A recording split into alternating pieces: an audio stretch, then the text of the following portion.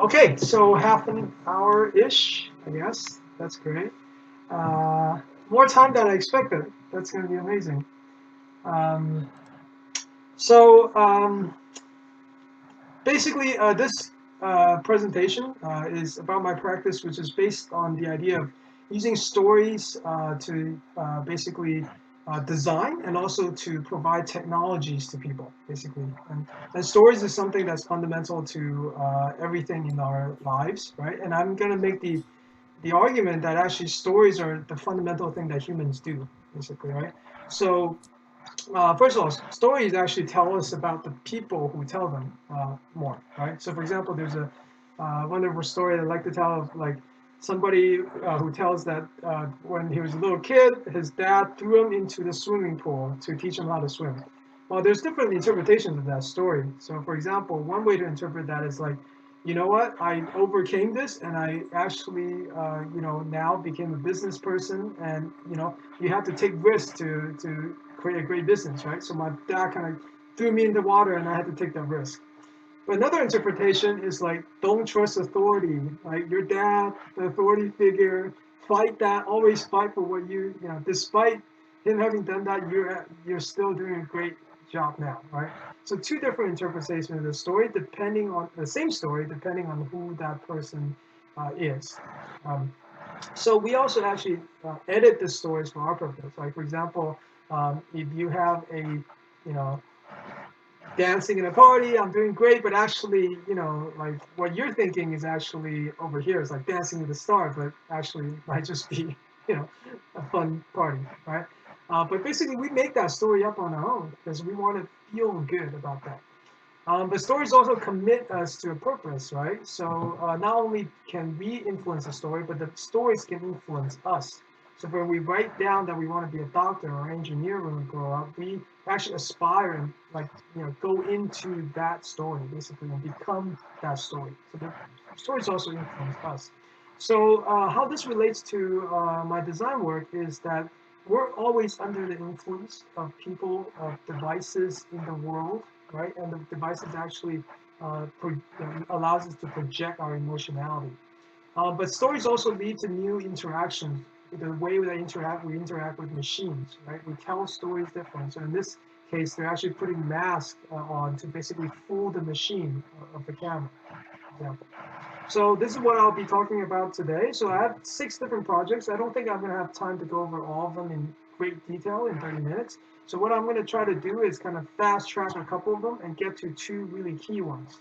And the 2 key ones are basically one on human-computer interaction in the realm of robotics that I'll talk about. This was going to be presented at Human Robotic Interaction, which was in Cambridge, but it got canceled. So perfect, I get to talk about it now. And the other main part is also very much in the technical realm, is also this project called Verbal, VRBAL, and it's basically using VR, designing an interface with VR to help people who stutter and for solving the issue of social anxiety. So very much on the engineering plus the design angle for both of them. And I'll be kind of discussing related work with that as well. Okay, so just a quick thing about myself. Both a neuroscientist, designer, and artist, and creative technology. But right now, the focus is on the design aspect of it because I've been bringing all those things together. Um, so just a real quick thing about a couple of things that led to future work that I talk about today. But I started in this area of basically trying to understand machines and our interactions with machines. So in this particular project, basically I built this robot, which basically kind of has different types of interactions depending on how we view it. So, for example, when we look at this picture right now, immediately we think of the idea of like a shyness, or maybe reluctance, right? And so, what we've been using is basically machine learning to do more like, getting machines to do what we want them to do. But in this case, actually, the idea was more of uh, making machines that actually interact with us by telling stories, basically, right? So, for example, when she looks close to this lamp, it actually figures out where she is and actually turns away in this shyness, right? And then also, if you look at the lamp on the right, like nodding, nodding, and you all immediately come up with a story of what this lamp is. I don't have time to show you the video, but if you're interested, it's online. This stuff was published in ICRA, so that's an IEEE. This was presented last year in Canada. Um, and then I kind of took this route and made it towards kind of a machine learning realm, right? And in this case, this is work done at the New York Hall of Science as designer in residence there. And so here I basically took the basic metaphor of that lamp and I put it into the security camera. So this security camera is basically the story behind the security camera is that we salvaged it from a aging supermarket, and then we souped it up with computer vision. So computer vision and machine learning. And what happens is basically when it sees people, it actually projects that face onto this big sculpture, right? So it's got a computer vision based thing, and it's using basically human data, right? Because it's looking at faces, right? And you actually have to kind of get to know this camera by looking at space. So the technology behind it involves projection mapping, edge blending of the two images, and basically the controller, which is using Arduino to talk to the camera. So this is kind of what the interaction looks like. So the camera is kind of like looking around in time, and it's projecting that face onto that sculpture on the right, the 3D sculpture on the right. So what we use it for, though, so that's the movie. So what we use it for is actually to make a workshop based on this. And the workshop basically involves people trying to understand what computer vision and machine learning actually does. So for example, on the right here, they're actually looking at what the machine is interpreting their face. So that's why when they move around the face, they realize that the machine is tracking them. And then they put on a costume. So the fun part is they get to put on the costume and figure out how much costume they put on until they don't recognize the face anymore, right? So it's kind of a way for them to kind of have fun with it. And also now when they take off the costume, they can figure out that the machine can recognize them. So anyway, so this is a lot of fun because they would like wear their costumes up to onto where the exhibit is as well, right? So okay, so here's the first of the main projects I'll talk about. The other one being the VR thing. Um, and this main project is basically talking about the influence of space with robotics, right? So I've been talking a lot right now about single robots that do certain things and they have emotionality involved with them. And when people look at them, it influences them. So basically, they make stories about that machine. But what about the space that the machine is occupied in, right? So that's something that I kind of recognized from that previous project is people in the museum space is actually having a really interesting interaction. So this is work that I've done at Wendy Ju's lab at Cornell Tech. And it's published at IEEE HRI, and it's also funded by Accenture. They pay for me as well. So here's the story that I'd like to begin with that. So you guys probably all know about the Knights of the Round Table, right? So everybody kind of Knights of the Kingdom of King Arthur all sit around in the table. And why do they sit in a circle? Well, the metaphor here is that everybody's equal and equal part of this shared process, right? Right. Now, what you notice that even in the round table, there's someone sitting opposite the door, right? So that person, guess who that person is? That person is King Arthur, right? So even in the arrangement of a quote unquote equal voice, there is someone who is distinctly different in that round table. And so what you notice right away is that basically in any spatial arrangement, there's always this relationship. There's always an influence of space. And you can't get away with this, right? There's this hierarchy, there's influence. And the person who's sitting opposite the door is the person really implicitly in charge. And so people have done a lot of experiments. So for example, in this experiment, when you sit people differently in different spatial arrangement, they actually influenced by ads differently. So what I thought of in combination of what I saw before with the lamp and also the other surveillance camera work is that actually there's two parts to this. There's a part that's the overt influence, which is what the robot agent is actually allowing you to feel for them. For example, in the case of the lamp, right? That it's making you feel like that lamp is shy. And then there's the implicit influence that's coming from the environment. The environment is shaping your behavior in a certain way to observe things in a certain way. Okay, so we study this in the context of locomotion and in particular chairs that move around the space. because chairs can both have gestures by moving them in this particular way, and they can affect you by the way that they're arranged and they're distributed in space. Okay. Okay, so here, this is a three-part experiment that I was doing as a visiting professor at Northeastern and also as researching in Cornell Tech. So the first thing I want to do is just make sure the fundamental scientific foundation for this is valid, right? So then what we did is basically put up a picture and allow people to see in this picture and track their eye as they move, right? So in this case, what's happening is there's an eye tracker, a Tobii eye tracker, and then this is what they're seeing during the space, in the space of what they see on the screen. So what you notice is that this particular person is seeing a lot of the table and then kind of looking up a little bit onto the screen in the back and then a little bit outside, right? So what we do then, we give different types of pictures. So this picture is the one with the chairs arranged in a circle, right? But we also have one where the chairs are looking forward, like here on the right here, that they're also looking forward toward the screen, right? So the question is basically when you arrange it in that way, when the chairs are all arranged towards the screen, are they looking at the screen more or the table more? And then when they're arranged in the table format, are people thinking about this as being a discussion and therefore looking at the table more? And that in turns is what we find, right? So basically the result of this is basically saying that when the chairs are arranged in a circle, people are more likely to interpret that the table is kind of the center of attention, and therefore their eyes are looking visually towards the table more, and they also interpret that as being a place of discussion, of collaboration, as opposed to when the chairs are arranged all looking at the screen in the back, in which case they interpret that as like a place where they're looking at a film or they're looking at someone who is going to give a presentation, etc., etc. Right. So this is what this means. So this is basically, by the way, this is the eye tracking pool data, basically the heat map of everybody. Right. So as you can see on the left here, when the chairs are looking forward, they're looking at the back more, and then when it's on the circle, they're looking at the center of the table. And visual attention actually changes, and also people interpret differently based on how the chairs are arranged. So therefore, the space actually affects visual attention.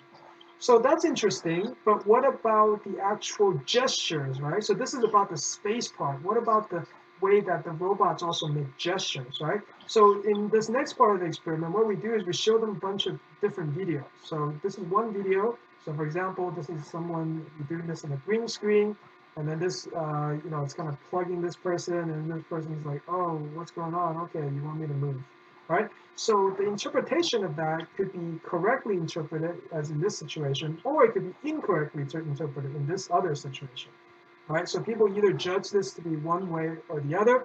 And what we do is we get a lot of data. We go into Amazon Turk to allow people to actually, just go through the different videos, and we have a bunch of different gestures, right? And so, for example, there's a gesture of like, let's work together. So if you put the chairs together like this towards the center, and the two persons sit down, that's like the metaphor for, well, let's work together, right? And then there's another one where like, I'm tracking you, right? That's another gesture, right?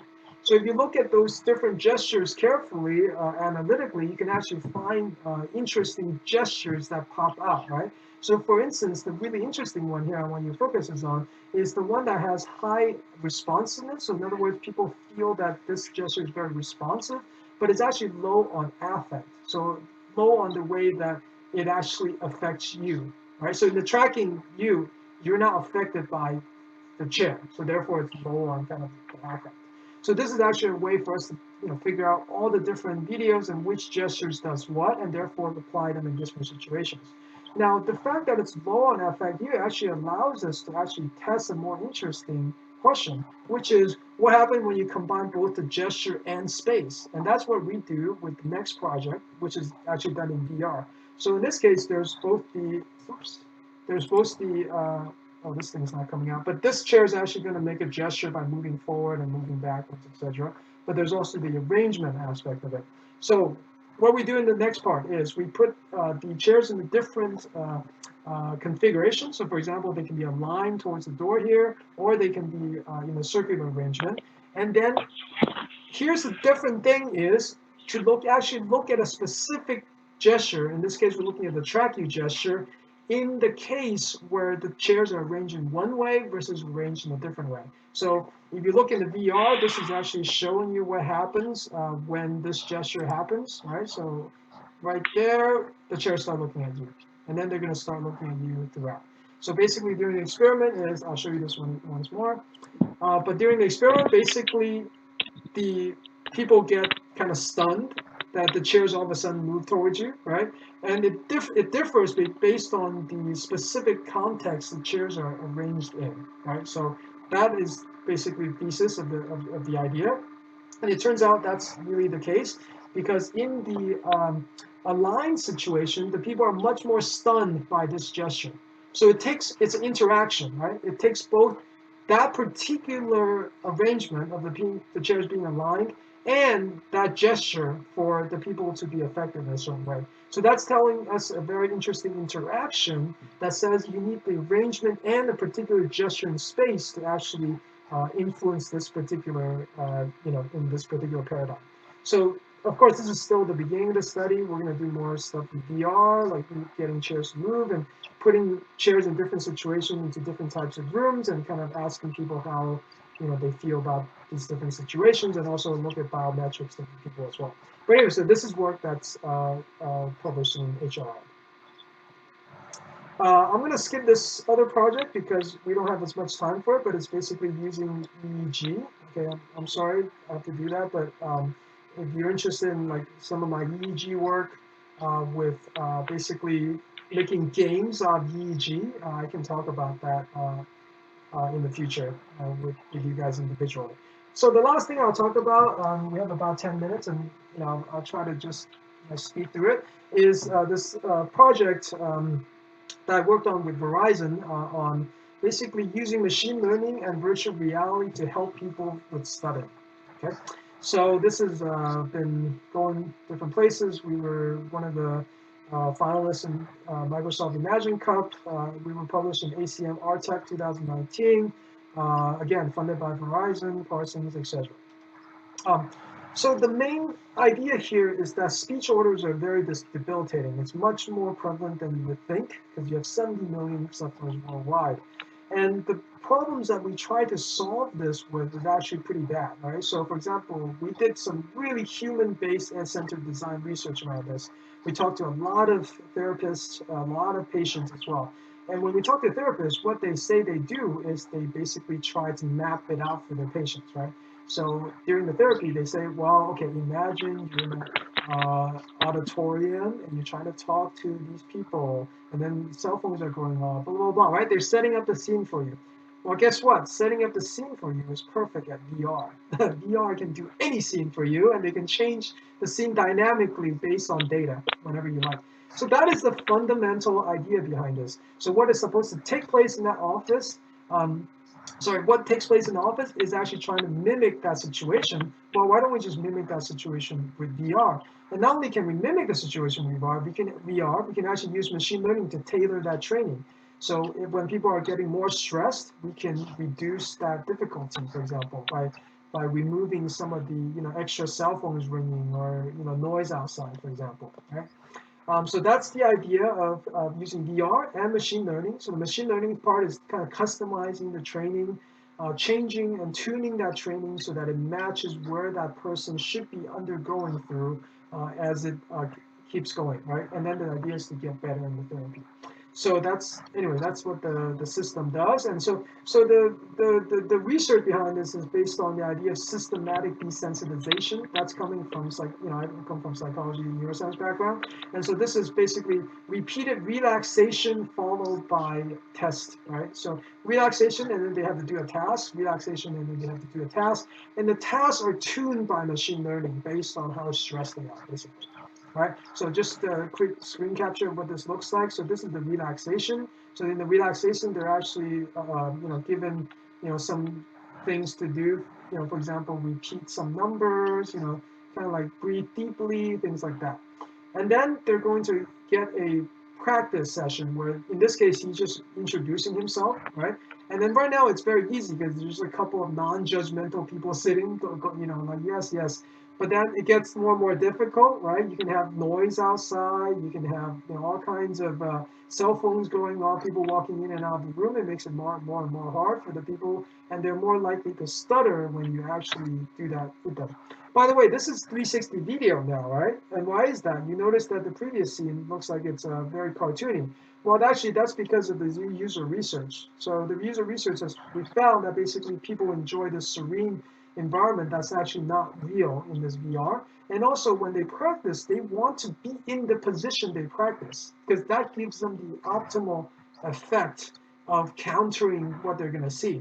So what ideally we do is actually we go and take 360 video assets in the place that they expect to be. So for example, a phone interview like right now, or some other environment to actually allow them to practice it in situ.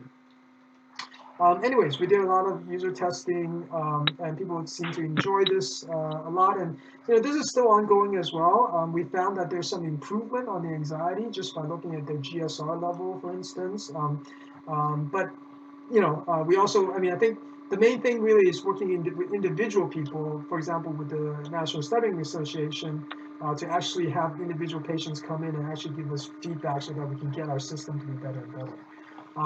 So I already talked about GSR, but you can use that in data as well. This is something we're working on right now, using that data to actually feedback back into the machine learning system. By the way, in association with this, I also created basically some stress sensor in fabric for these people. So I realized basically that the GSR wasn't necessarily very good at detecting chemically what the actual stress rates are. So we found that actually, why don't you just let people use their own gestures to indicate stress? So in this case, basically, they just clutch and kind of rip, these fabrics, and that fabric has computational fabric on it, which then is either going to be more connected or less connected, and that changes the resistance, and therefore that tells us the system how stressed these people are. So using the people's own gestures to actually give you the stress response. So I have about 3 minutes or so. So this is published in ACMR Tech. So I have about 3 minutes or so. I just wanted to kind of tell you about how I extended this research a little bit further. So for example, we've been using a related work to look at social anxiety, right? So this is working with, well, first of all, my own research, which actually looks at PTSD, and we found that basically dopamine is actually a signal that actually helps you forget, help to extinguish the fear of learning. So the question is, can you apply this to actually help people with social anxiety? And the answer is actually good, because you can make games that actually give people positivity. So the positivity is where the reward and the dopamine comes from, and that actually helps you undergo the extinction, as I shown in the Nature Communications 2017 paper. Right. So basically, with this work, working with Stefan Hoffman at Boston University, one of the leaders in this field, is basically to create some situations where we allow people to actually. So first of all, we let them play the trivia game, right? So even the socially anxious folks are still willing to play trivia game. And then afterwards, in VR, we ask them to do a few things, right? So for example, find the people in the room who got the same answers that you got right. And then ask them which ones they got right, or how many they get right, for example. So you notice that they are now forced to now use this information to give more social, right? To get more social in the space, right? So another thing that I have to do is find the people who, in the answer, who got right the ones you got wrong, right? So that's also difficult because they have to step outside themselves. But when they accomplish the task, though, they get rewarded by going to the next level. So the reward is coming back to helping them. So that's the positivity part, which most psychologists have not been using. They've been using pure exposure and not the positive part. And our idea is to use these kind of gamified situations to actually help people convert this kind of very simple task of answering trivia questions into a more social task that now actually solves their social anxiety issues. So I only have a couple minutes left, but I do wanted to, let's see, I do wanted to, sorry, this is about more education stuff, but I did wanted to tell very, very quickly about just work that I'm doing right now. And I just wanted to And the reason is I just wanted to illustrate, the timeliness of these things, and the fact that we need to do things as they happen. We can't just rely on, systematic changes over long periods of time. So this project, very quickly in about a couple minutes, is about helping elderly people during COVID-19, because they will be isolated. You know, why? Because they are the most vulnerable people in our population. If we don't take care of our elderly, they will die, right? There's an 18 to 20% chance, 20 something percent chance that people over 70 will die when they get infected with COVID-19. So what is this idea? So this is the idea, right? So if you're over 80, you have really 18% is harsh, right? And so what's currently doing is social distancing, right? But social distancing and isolation is actually terrible for old people. It causes increases in diabetes, hypertension, et cetera, right? Because they're not getting the sunshine, but they're also not getting the social aspect of interaction that actually helps them survive, right? In the real world, right? And so this is something we know from psychology. And so our idea is actually to create this window of social opportunity, as we call it, right? So this is actually a connect-based system. The connect means that it's actually interpreting using computer vision where that person is, right, in terms of their joints and gestures, right? For example, there's different things that you can do. So for example, you can paint, right? So there's a painting system here where you paint with your child, right? As you paint in 3D, the Connect system picks up how that works, and then it actually shows up on your window, and then your friend, or probably your son or daughter, is painting on the other side digitally as well. So you're kind of like completing this task together. It also helps the other people exercise as well, right? So there's also, for example, going on excursions to the church together. There's this interactive table. You put the table in front of the screen, then that screen would digitally make a screen on the other side, and then you're going to be able to actually have some presence, right, with your son or daughter, so you can eat together, right? You could go on virtual walks, etc., etc. But anyway, so I think this, there's also applications, for example, with prevention of disease, such as hand washing reminders, telemedicine with caretakers. The reason it's better is because now you have interaction. It's not just a screen. You have the computer vision based system telling you, where this person is, and also how do you get them to exercise and create interesting, movement that actually rewards what they are and also makes them more social in this context. Um, so yeah, so that's where I am, and I'm happy to take any questions. I know I kind of skipped over some work, but if you're interested in any particular one of them, I can also talk about it in due course. Thank you so much.